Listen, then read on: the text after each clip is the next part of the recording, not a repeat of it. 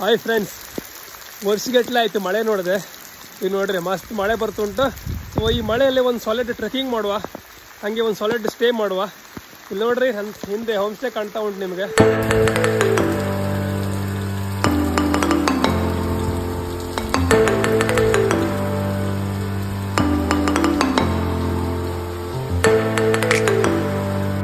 ಮಸ್ತ್ place.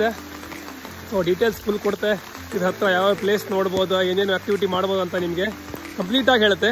So ನಾಳೆ ಇದ್ರ ಸಲುವಾಗಿ ಬರ್ತಾ ಇದ್ರು ನಾವಿಲ್ಲಿ ಸಿಯಿಂದ. ಹಾಗಾಗಿ ನಾನು 2 ದಿವಸಕ್ಕಾದೆ ಒಂದು ಸಾಲಿಡ್ ಪ್ಲೇಸ್ ನಿಮ್ಗೆ ಹೇಳ್ತೇನೆ ನಾನು. ಸೊ ಅದ್ರ ಪ್ರಕಾರ ಆಮೇಲೆ ನೆಕ್ಸ್ಟ್ ಟ್ರೆಕ್ಕಿಂಗ್ ಪ್ಲ್ಯಾನ್ ಮಾಡುವ.